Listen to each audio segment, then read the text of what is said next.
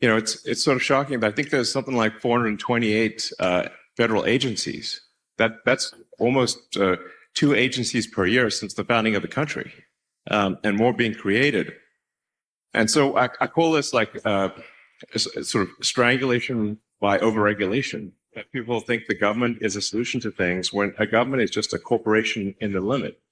The government is just the biggest corporation of all with a monopoly on violence. Like, America is the central pole holding up the tent that is Western civilization. And if that pole fails, nothing else matters. You want to restore freedom to the people, so that your individual liberties are prized, and you get to do what you want to do, and you're not sort of overregulated to death, which is kind of what's happening. It's sort of shocking, but I think there's something like 428 federal agencies. That's almost 2 agencies per year since the founding of the country, and more being created. And so I call this like sort of strangulation by overregulation. With the Trump presidency, we have a real opportunity to reduce the size of government, to have a sensible regulation, and really free the American people to do what they want to do. I've had many conversations with President Trump, who is very much aligned in thinking that we need significant government reform.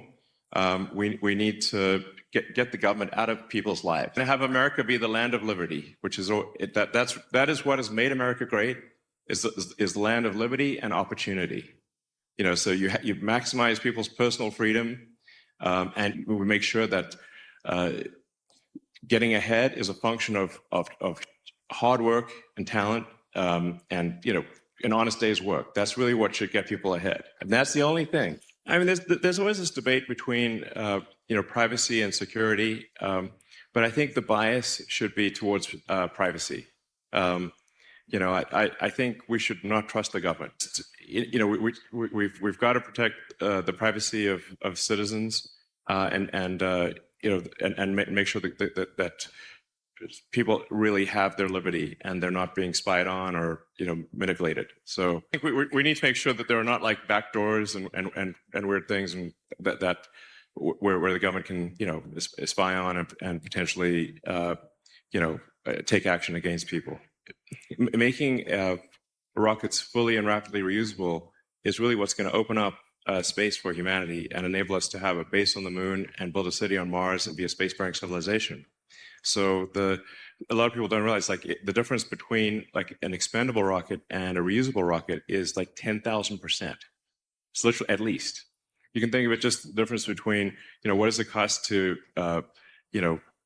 fill up a car versus buy a car. It's the same difference for rockets. If a new rocket is needed every flight, that's super expensive and difficult. But if you only have to refill the rocket, it's dramatically cheaper, just like it is for a car or an airplane. Reducing this sort of strangulation by overregulation is a super big deal. The rocket that we were just talking about, it was sitting on the launch pad for 2 months waiting for paperwork to be processed. And it's just insane that the SpaceX team can build a giant rocket faster than the government can move paperwork from one desk to another. Problem is that's getting worse and worse every year. So if that trend continues, it's just going to be illegal. We just won't be able to get anything done. That's why I call it like this extreme overregulation, where there's just new agencies being created every year. And the difficulty of getting anything done is like the square of the number of agencies involved. So if there's one agency, it's like 1, but if there's like 3 agencies, it's like 9 times harder, because they all have to meet with each other. We get crazy things like SpaceX got fined $140,000 for dumping potable drinking water on the ground at Starbase, where we launched the rocket, because we cool the launch pad with water, and in an excess of caution, we said, we're going to bring in drinking water just to be sure, and we're going to cool the pad with that. We didn't know there was a permit needed for that.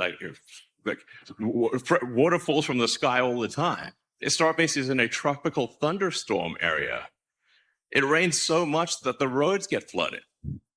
Why are we getting fined for a tiny amount of water on the ground? But the EPA said they're not going to process any future applications for launch unless we pay this fine. So we just got, held for ransom, basically. And that's tip of the iceberg. I think part of it is that you've got a lot of colleges with these giant endowments that insulate them from reality. So you can sort of have this fake communist utopia at a university because they don't have any feedback loop to reality because they got these giant endowments and a ton of government funding too. So that allows them to be disconnected from the realities of the free market. They take advantage of the free market, but they live in a sort of pseudo-communist world in a lot of these colleges. So they just don't get it. But it is remarkable, and there are a lot of memes about this. Because like, how often do we need to run this experiment? It should be very obvious that the economic structure, the economic philosophy that is the good one, is the one that does not need to build walls to keep people in. Korea it builds a wall to keep people in. East Germany had to build walls to stop people from going to West Germany. The Berlin Wall was built by East Berlin, not West Berlin. So the philosophy that has to build a wall to keep people in, that's the bad one. I don't know how it's so obvious. And yet you see a resurgence of it over and over again. And if you study history, actually, even in ancient times, this was you see the cycle of it wasn't called Marxism 2,000 years ago or 3,000 years ago, but that you have this back and forth between free market and sort of government, and free market and government, and it just seems to be the natural cycle of things.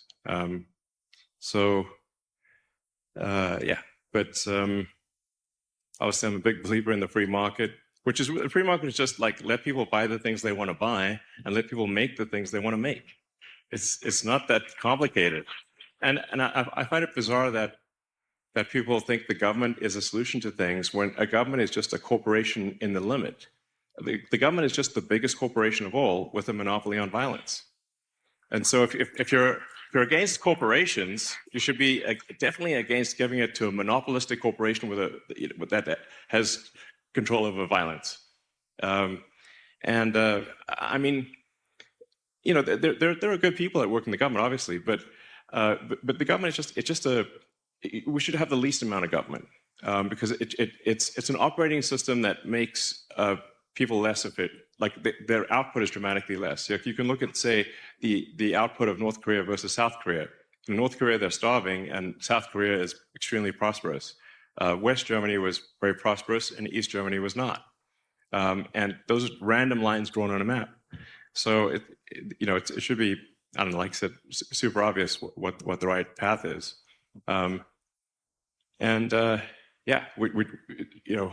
Competition keeps companies honest, and you want companies competing to serve consumers. I mean, I'm obviously preaching to the converted here, but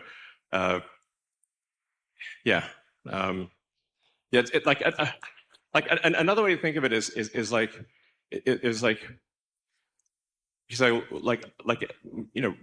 almost everyone's been to the DMV, okay? So the DMV, Department of Motor Vehicles, that's the government, and more government is just the DMV at scale. So like how much more do you want to give the DMV to do? I would say like not much, So it's we should minimize because it just doesn't have a feedback loop for improvement. Like if you don't get good service from the DMV, they're a monopoly, and you can't do anything about it. Whereas if there are companies competing to serve consumers, you can switch your business to the other company. I mean, ironically, if you look at how Americans have performed in in academic tests since the establishment of the Federal Department of Education. It's been downhill. So like, why are we spending all this money for worse results? And then there's a lot of the money in education is actually for pushing propaganda, instead of teaching kids the facts about the world, like, things that are actually useful. So we definitely need to stop the propaganda, the pushing of the propaganda in schools, and teach kids skills that are actually useful. So, I'm a big believer in that. Try to be as clear and literal as possible. Like I said, that's why we've got certain basic priorities, like the safe cities, secure borders, sensible spending, protection of the Constitution, and all of those things are problematic today. So we have to address those fundamental issues, or nothing else matters. And like I said, I think deregulation actually will unleash a new wave of prosperity that is much greater than people realize. For people that are in the audience and out there that try to build things and get things done, you know how difficult it is with permits and one agency after another getting in the way, and it causes the prices to rise, and it stalls progress. So I think people don't quite realize just how much prosperity deregulation will bring. President Trump in his last term, thankfully, did some amount of that. But the last really big push for deregulation was Reagan in the early 80s. And that actually that unleashed a wave of prosperity. It was great. They used to control like airline prices, and everything was regulated, and it was stifling progress. And Reagan had a big deregulation push, and it was amazing. And the 80s were great, and 90s were great. So I think actually you'll see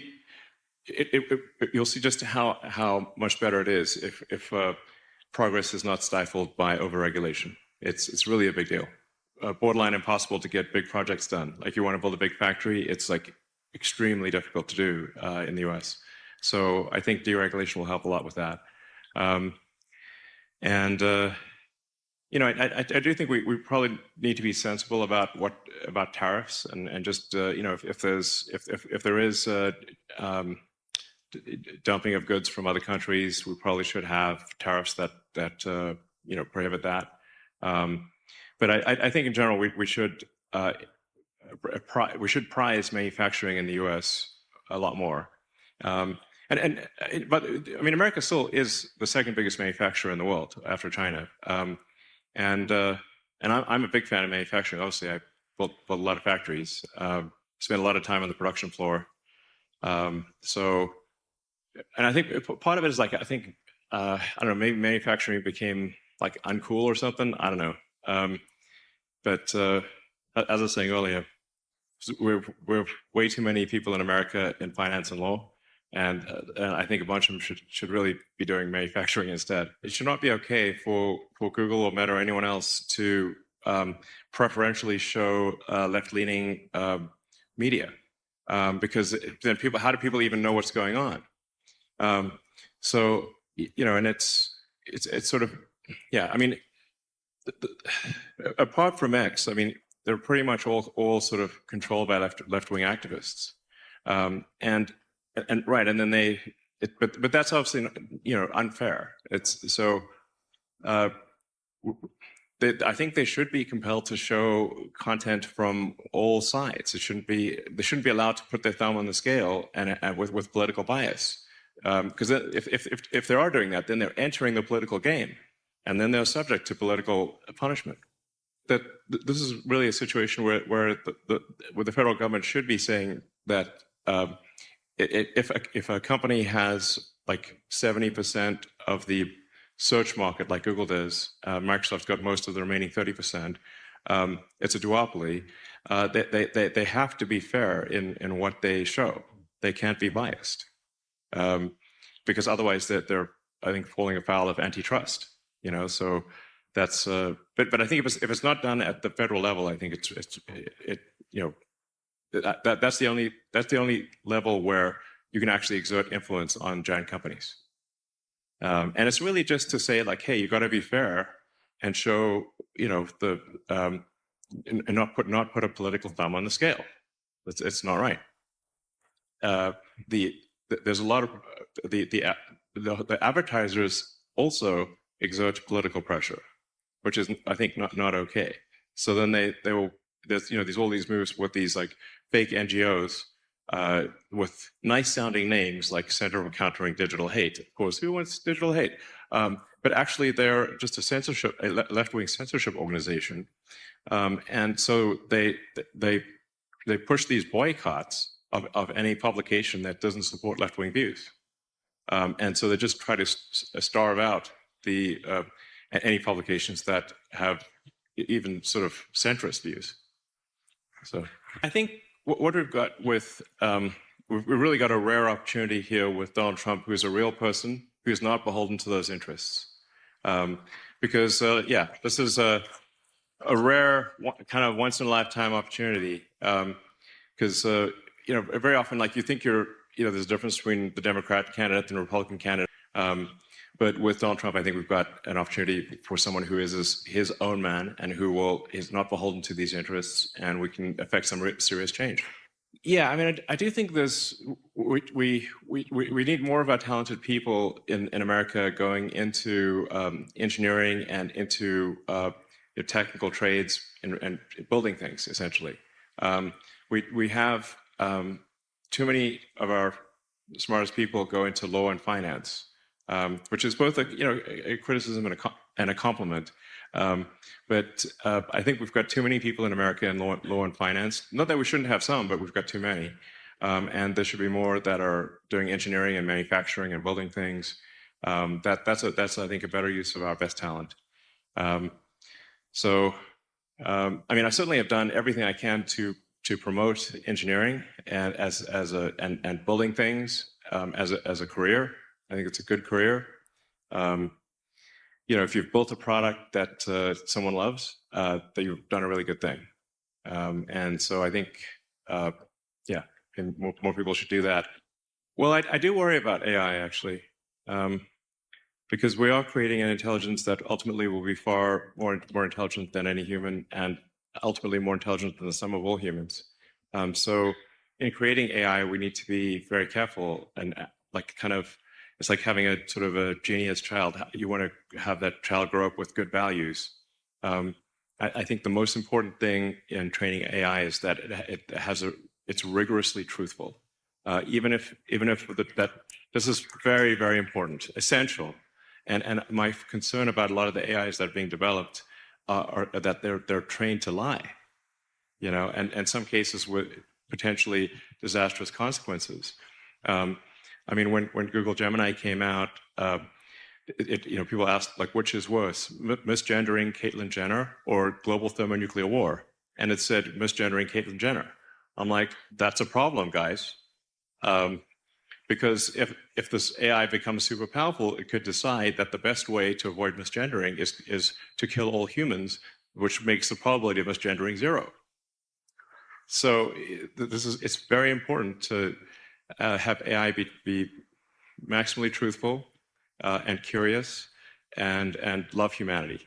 Very important. And I mean, I think it's also clear that with a few exceptions, that they're really just talking heads. They say whatever the teleprompter tells them to say. So that's just like there's, I guess. Maybe we have too much concentration in media in the country. Media is controlled by a handful of people, and kind of their political views filter down to whatever their companies that they own or control, what they believe. So, but I don't know. Except like I can see the results, but I don't quite understand why this is happening. So I wish I did. And obviously, with acquiring Twitter, that was a step to try to correct things and have the voice of the people actually, give the people a voice. But like if you look at, say, contributions by journalists over time to Republican or Democrat Party, if you go back, say, 20, 30 years, it was much more balanced, where there would be, I don't know, a third of journalists would donate to the Republican Party, 2/3 would be Dem, and now it's like 5% of journalists donate to Republicans, 95 are, donate to Democrats, which obviously leads to a tremendous amount of bias. I think also like a lot of activists have gone into journalism not to report the news, but to create the news. I say like, well, where does that come from? I think probably that comes from what they're taught in schools. I'm trying to trace route, packets on a network. Where did this? What's the origin of this? And I think if people are taught, BS propaganda in schools, then they want to, and they're told that this is the thing they should go out in the world and push. Then I think it starts with the education system. I think, to the degree that people say like or dislike a candidate, they really need to sort of step back and say what you're actually electing is sort of a Republican administration or a Democratic administration. And there's this massive changing of the guard that takes place depending on which side is elected. Whether or not somebody likes Trump as a person or not, first of all, I think they should definitely look into a lot of the things that they've been told about Trump, because I think a lot of the stuff that they've been told about Trump is not true. I'm not trying to claim that, Trump is a flawless individual. I like him personally, but we have to look beyond that and say what are the important policies that will ensure that the country is on the right track. I think if you say like, well, for a lot of people, like, do you feel safer walking around the streets, or do you feel less safe? But when I talk to people, they feel a lot less safe. Do you feel comfortable with an open border policy where anyone can come across, even if they're a serial killer? Well, no, that's very uncomfortable, actually. Do you feel that we should preserve the Constitution? I think, yes, we should. Freedom of speech is very important. If you say like, well, do you agree with these policies? I think the answer is, I think for a reasonable person, it's going to be yes. And then it's like, well, then you need to sort of look past what you believe the individual, whatever flaws you believe the individual has, and say that there are larger issues at stake than what you may think about the individual, which also may be wrong. What do you think about the individual? I think we should have a lot less federal government, because a lot of times the government just gets in the way. And you get these sort of Kafkaesque, like bizarre situations where, FEMA will operate under some rule where like they assume responsibility for an area, and then in their rule set, because they have responsibility for an area, they prevent others from helping, even though they are in some cases not helping. So you get this, I think the way to, like, let's just have a lot less government. I think the citizens are capable of helping each other. And the government certainly should not stand in the way of people helping each other. That's really crazy. But really, we should have the free marketplace of ideas. People can propose an idea. They can, the people can discuss an idea, and they can make a statement. People can rebut that. You can have, this sort of the people can decide.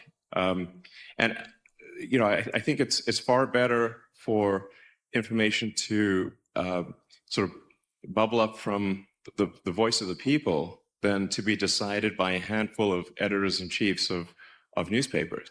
I've had some exposure to government spending because SpaceX does have a lot of government contracts. There's a lot of work for NASA and for DoD, Intel, and whatnot. And so I've actually seen just the level of waste that happens. And if you talk to people in the government, they actually agree, yes, this is very wasteful and inefficient. And I'm like, well, why don't we do something about it? But really, in order to do something about it, it has to be a mandate from the top. And if the president is, if we have a great president like Donald Trump, who's willing to make major changes, and it's difficult because the system will fight you.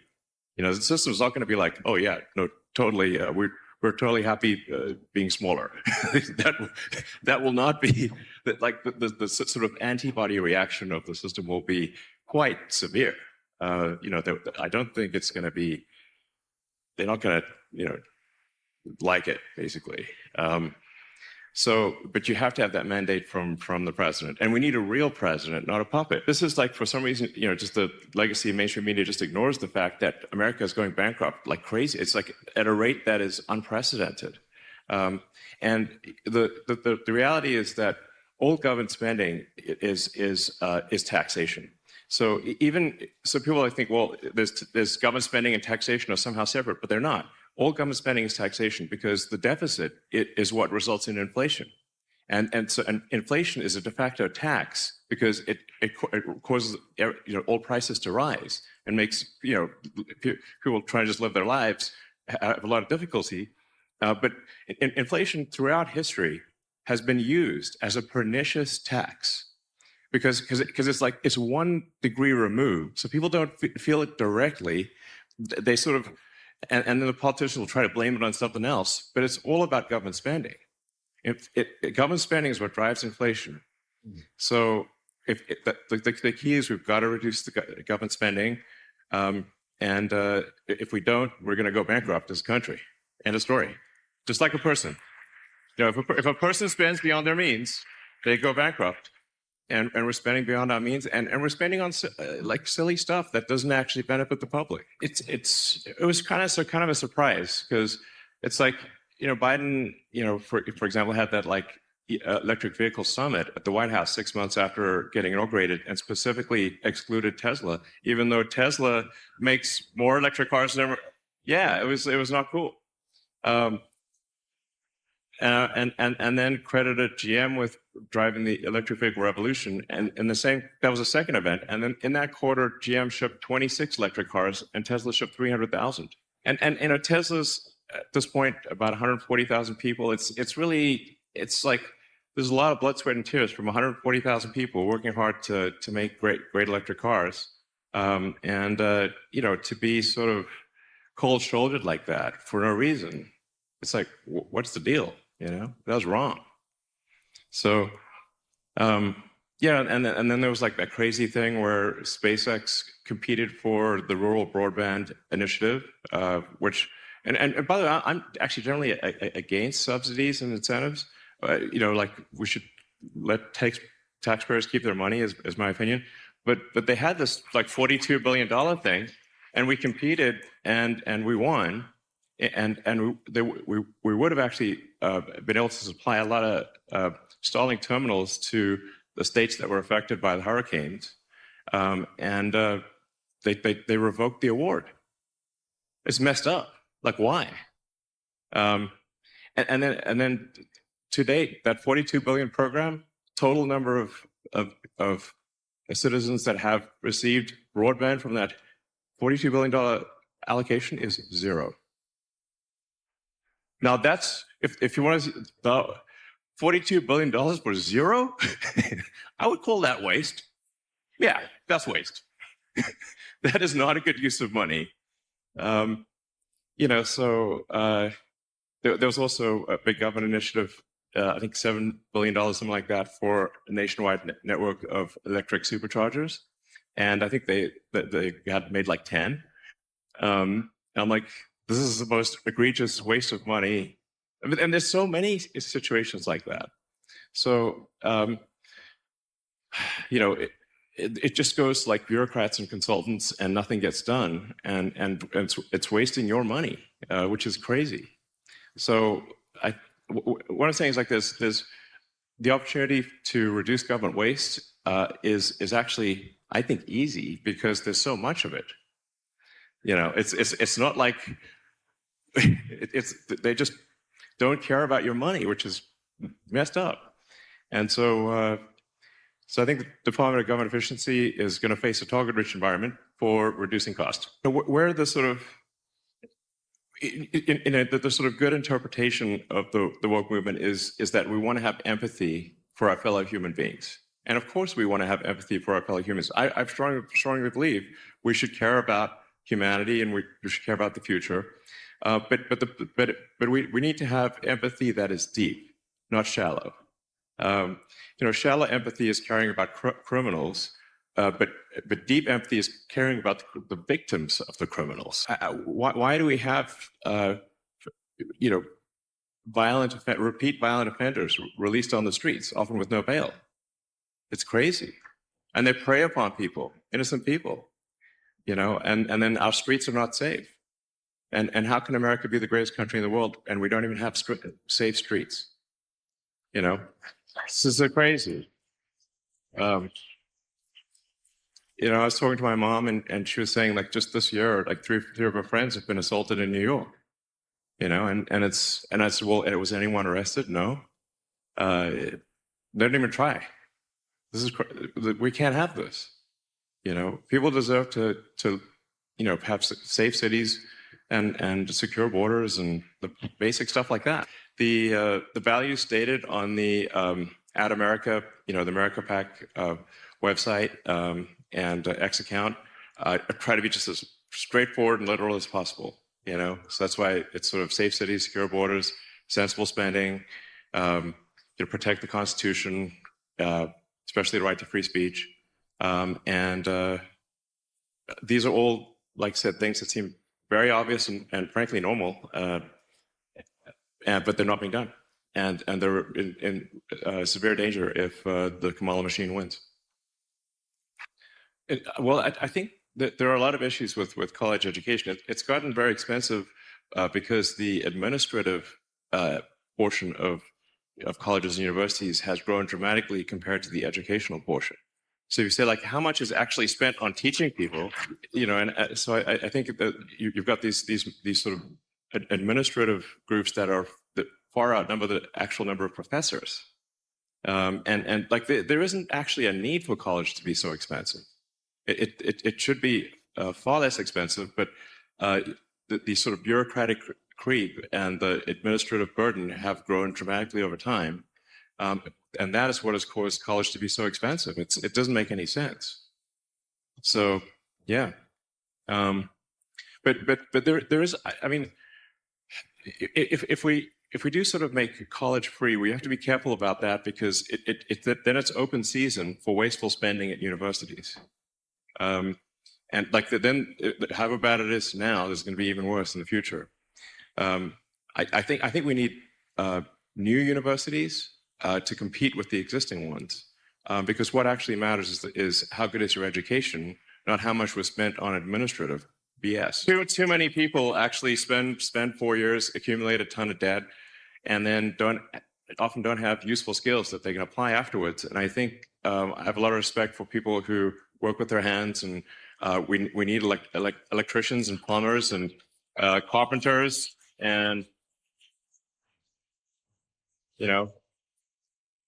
that's a lot more important than having incremental political science majors. I think, so I think we should not have this idea that to be successful you need to have a 4-year college. That is simply not true. Like, America is the central pole holding up the tent that is Western civilization, and if that pole fails, nothing else matters. So I've tried to encourage a lot of people in business and technology to say, like, hey, you just got to think long term. You don't even need to be altruistic. You just got to think long term and say, if America fails, what good is your business? It doesn't matter. So America must be strong, and the central pole that holds up the tent of Western civilization must be firm as an oak. And my recommendation really would be, do not delay having a family. Even if things are tough, it's really like there's a baby crisis. The birth rate has plummeted. The birth rate in the United States has been below replacement rate since roughly when I was born in 1971. So that's a long time. And it's continued to decline every year. So, I think if there's no humans means no humanity. So something's got to happen to turn around this crazy low birth rate, or we'll simply disappear. So, I think even if things are financially difficult, it's still, go for it with regard to a family. And then regarding housing costs, I think the thing that's driving up housing costs is the crazy overregulation. It's like so hard to build new houses, and to meet all these regulations, the regulations stifle new housing creation.